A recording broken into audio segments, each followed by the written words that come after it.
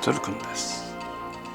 以前にグッドスマイルカンパニーさんから発売されたモデロイドのエド209をご紹介いたしましたが、今回は同じくモデロイドのロボコップ2よりケインの方ですね、こちらの方をご紹介します。ロボコップの後継機として開発されたロボットなんですが、後々ロボコップと戦っていくというような展開になっています。今回はプラモデルとして登場しましたので、早速こちらの方を紹介していきたいと思います。まずはじゃあ開封の方をする前にですね、ちょっと外箱の方を見てみましょう。正面にはロボコップと、ケインといった方がいいんですかね、が載っています。横にはケインの横顔、同じく立ち絵ですね。上と下は一緒ですね。それからこちらは顔のアップというふうに載っています。裏側にはケインの、各ポーズですね。こちらの方可動キットになってますので、いろいろなポーズが取れるというふうになっています。それでは早速開封の方をしていきたいと思います。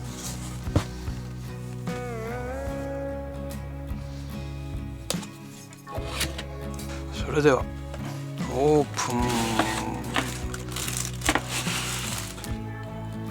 プン。珍しくマニュアルが上に入ってますね。こちらオールカラーのマニュアルになってますね。なかなか豪華なマニュアルです。言語としては、ほぼ日本語表記のみという感じになっています。こ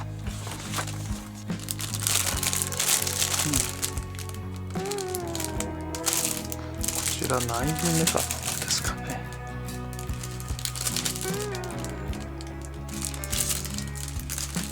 相変わらず細かい袋に分かれて入ってくる感じですね。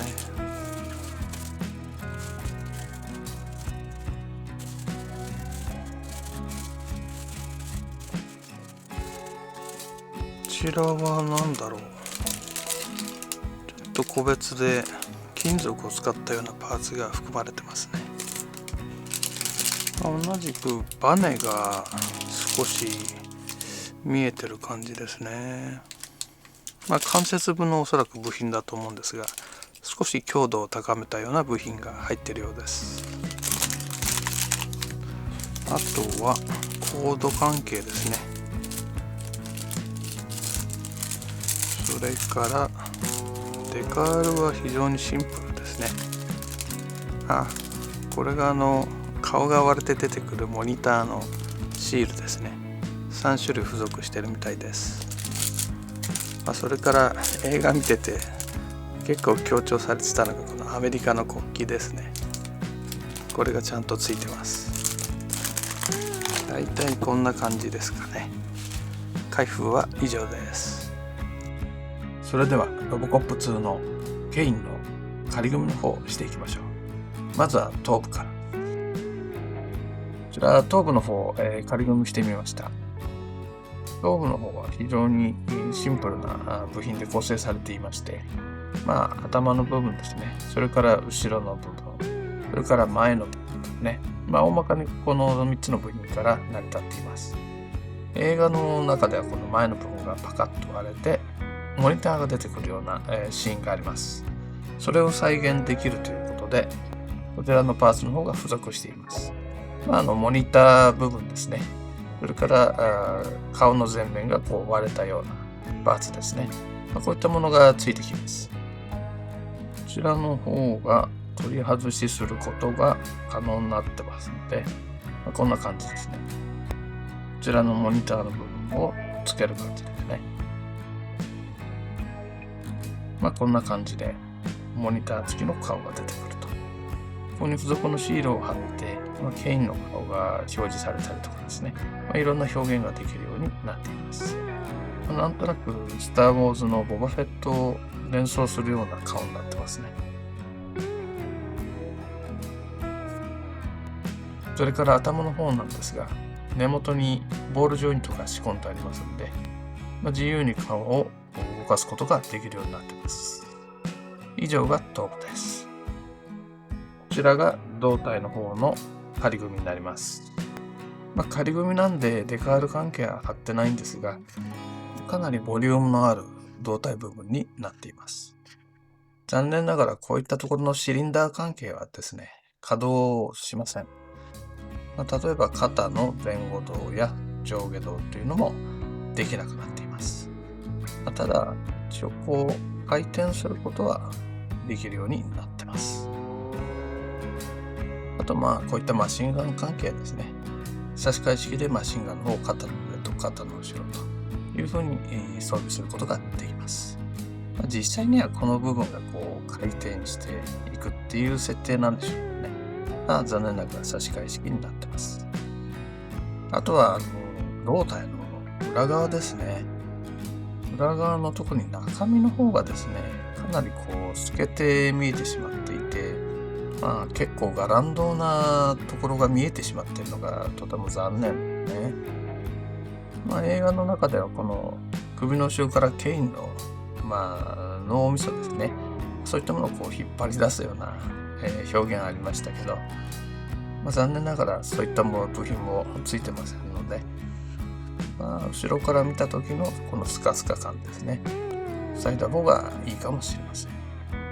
こういったビニールパイプが6本ありまして、これに接続していくような形になっています。映画ではコマ撮りで結構細かく動いていたと思うんですが、残念ながら稼働という意味では、胴体の方はほとんどしないという仕様になっています。次に下半身の方なんですが、こちらについては非常にシンプルな、ものですね。ここに胴体の上部を差し込んで、ここに、太ももの方を差し込んでいくという形になっています。ただこの部分がですね、特別なジョイントパーツになってまして、一部金属のネジが見えると思うんですが、結構強度のあるようなジョイントパーツになっています。あとお尻のところに穴が開いていて、スタンド関係ですね。スタンドがおそらく 3mm の、スタンドの穴ですね。そういったものが開いているので、既存のスタンドにですね、つけることができるはずです。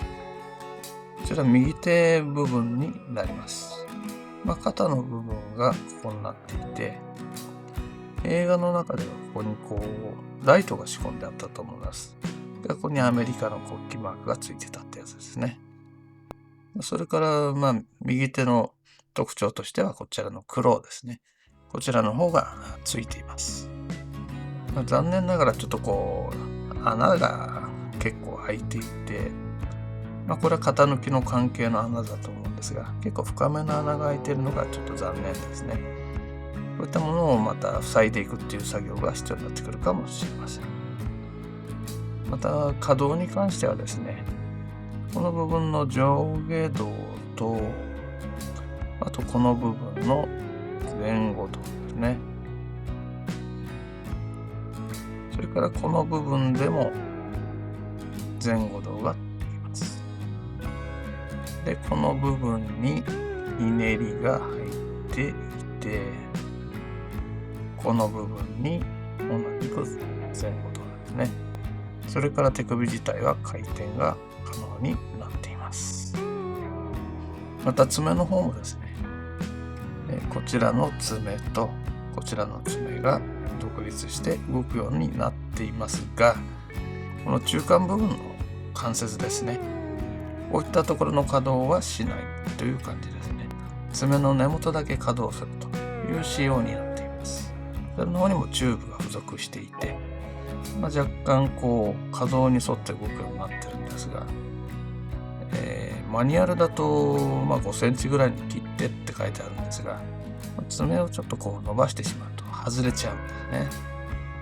だから多少長めに切って入れとく方がいいかもしれません。続きまして左手の方ですね。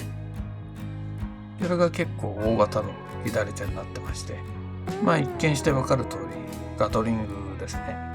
ガトリングが上についていて、これ映画を見た人はわかると思うんですが、このボツボツのあるアーマーみたいなところですね。これがこうビヨーンって伸びるんですけどね、映画の中でね。そういったような雰囲気のパーツになってるんですが、実際は、この模型の中では伸縮機能はついてません。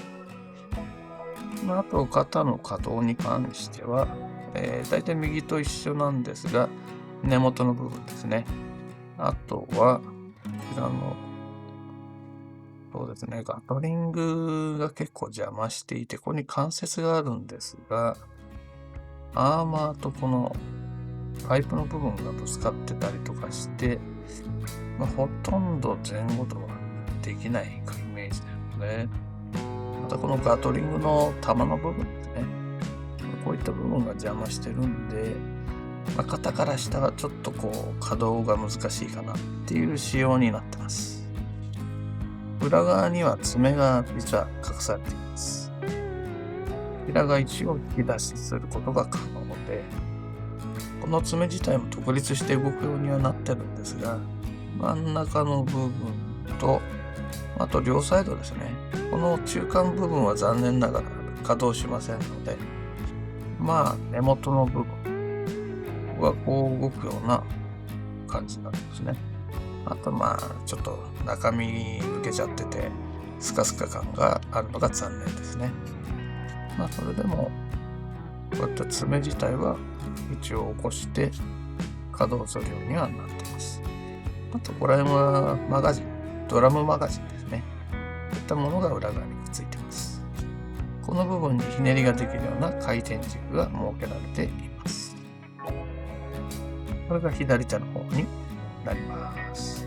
実はこのケインの方、腕が4本ありまして、こちら大きめの腕プラスですね、こちらの小型の腕がついてます。でこちらは電気ショックかなんか与えるやつだったかな。そんな形のアームが付属しています。こちらの方もですね、根元が動いて、ここの2つの関節で曲げることが可能になってます。それから爪の方は稼働は特にできないですね。この部分ですね。この部分で一応回転軸は1箇所ありますよと。こういった配線関係も再現されていて、意外と細かくできています。左腕の小型のアームの方がこんな感じになってまして、先っちょが、ハサミになってますね。でこのハサミになっているのは、付属品としてこういった開いた形のハサミも付属しています。ただ裏はやっぱちょっとね、穴が開いちゃってて穴塞ぎをしなきゃいけないかなっていう感じにはなっちゃってますね。稼働に関しては、肩のですね、それからここに曲げが入っていてひねりが入っています。それからあとこの先っちょのですね、ここにも曲げが入っている。でこっちの方はですね、ハサミの方は一応先っぽが回転できるようになってます。はい、続きまして足の方ですね。こちら足の方なんですが、結構可動部分が多くてですね、この部分で稼働するんですが、この丸っこい部分ですね、これがジョイントパーツで、少し丈夫にできていて、少しクリックするような形のジョイントになってます。で回転の方はクリックが効いてないですね。広げる場合はクリックがついてるっていう感じですね。で、ちなみにこのボールジョイントのところで回転軸がついてますので、ガニ股ができるという風になってます。それから膝の方ですね。ここも独立したジョイントパートがついてまして、ここも同じようにクリックで段階的に動くような感じになっています。それからこれにスプリングがくっついてるんですが、これに関しては稼働とは連動してませんので、本当にダミーのスプリングという風になっています。それから足首の方ですね。足首の方は、この足首の根元の部分で、こんな感じでひねることができるのと、当然前後動ができるようになっています。それから手前の爪の方は一応起こすことが可能で、1段階、2段階というような形で爪を起こすことが可能になっています。この映画の中で爪が起きてきて、ガシャーンというようなシーンがあったと思いますが、こんな形で、つま先の方を再現しています。あと、このかかとの部分ですね。ここもスプリングついてるんですが、当然これもダミーで、スプリングが連動して伸縮するっていうことはありません。これが足の方になります。こちらが右足と左足という感じですね。だいたいここの部品はこんな感じで、少し合体させていきますか。まずは胴体の上部と下部を合体させます。これは差し込んでいくだけなので非常に、塗装する上でもですね、楽な部分になっています。それから頭部ですね。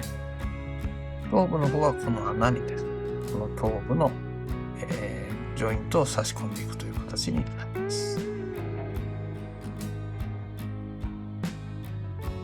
ちょうどいい太さになってて、気持ちよく刺さりますね。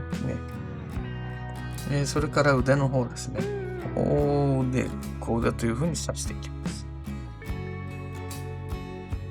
こっちが小腕の方ですね。で、大腕の方がこの上に刺さっています。こんな感じですね。それから反対側。小腕の方が刺さって、下側に刺すんですね。で、上側に大腕が刺さってくる感じです。ここら辺はちょうど締め付け具合も良くてですね。重さで垂れてくるっていうこともそうそうないっていう感じですね。ここら辺は実によく調整されてるっていう気がします。これが上半身ですね。かなり迫力のある上半身になってます。で、下半身の方ですね。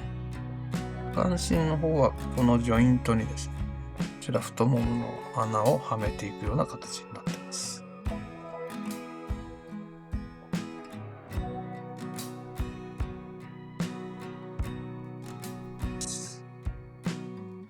はい。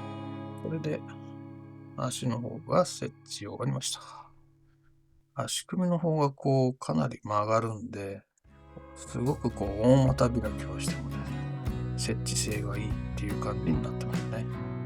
クリックがあるんで、へたれにくいっていうのがあって、それはいいですね。裏側はこんな感じですね。